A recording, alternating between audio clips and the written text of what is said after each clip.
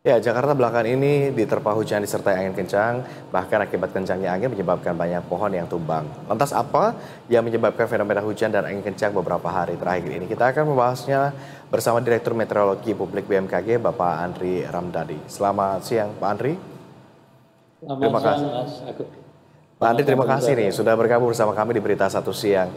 Kita lihat hujan, kemudian juga cukup banyak begitu ya peristiwanya.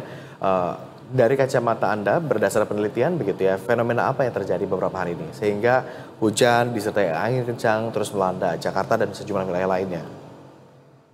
Baik, ya ini kami jauh-jauh hari sudah menyampaikan bahwasannya kepada masyarakat menghimbau mulai periode awal Desember ataupun akhir November kemarin ya, mulai hingga awal juga Desember ini kita sudah akan memasuki periode awal musim hujan ataupun bahkan di beberapa wilayah sudah mulai puncaknya.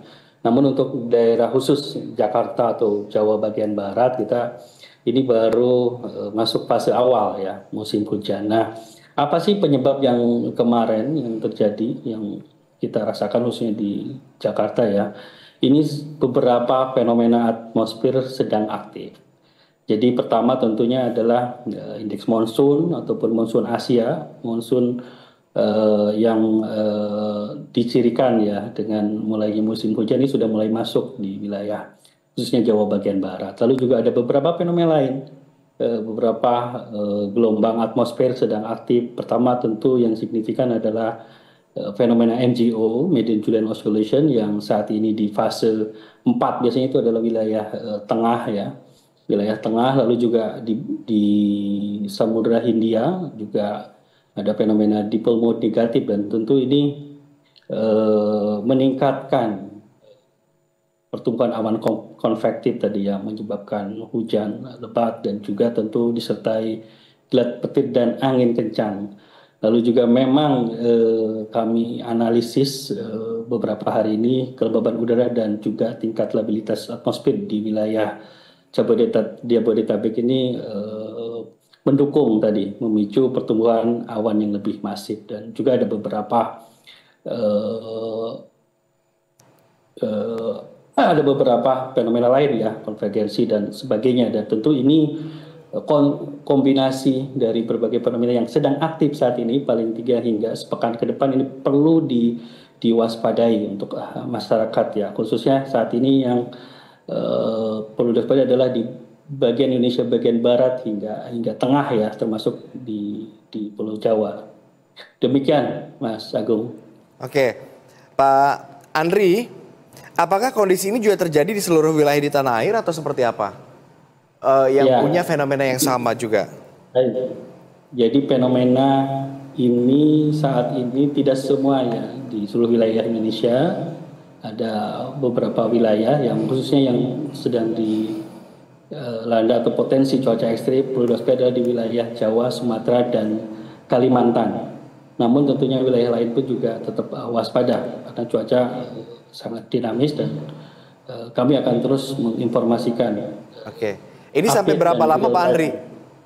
Potensi Kami hujan besar gitu? pantauan untuk angin kencang ini 2-3 hari ke depan. Ini Oke. patut diwaspadai ya untuk potensi angin kencang. Lalu untuk sepekan ke depan saya kira juga untuk potensi hujan sedang hingga lebat di beberapa wilayah ini juga tentu masih berpotensi karena kan kita sudah akan memasuki musim hujannya. Ini Oke. cenderung tadi ya disertai angin kencang dan kilatan petir yang perlu diwaspadai Oke, terakhir masyarakat. barangkali Pak Andri melihat Ya, berbagai potensi yang terjadi, resikonya, termasuk juga ya, perakiraan yang sudah diperkirakan begitu ya oleh pihak BMKG sendiri. Apa himbauan untuk warga? baik. Pertama, masyarakat untuk mewaspadai risiko bencana hidrometeorologi di sekitar atau lingkungan. Pertama adalah termasuk di sini ada banjir, tanah longsor, pohon tumbang dan sebagainya.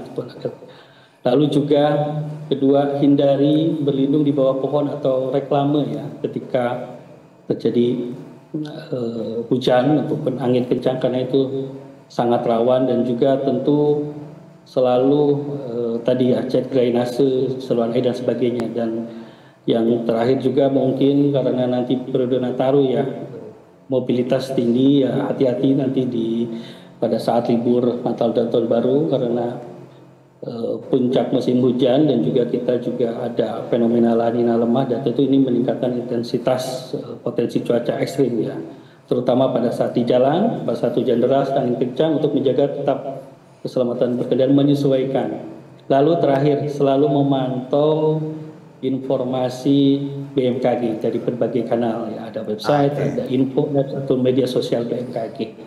Demikian, jadi tapi pun demikian kami menghimbau masyarakat untuk tetap tenang, siaga ya, dan tentu terakhir memantau informasi cuaca dari BMKG. Demikian, Mas. Baik, Mas Andri, terima kasih sudah berkenan bergabung bersama kami dan berbagi insight pada siang hari ini. Nanti kita ngobrol-ngobrol santai lagi lain waktu, Mas Andri. Selamat kembali beraktivitas. Ya, baik, selamat pagi.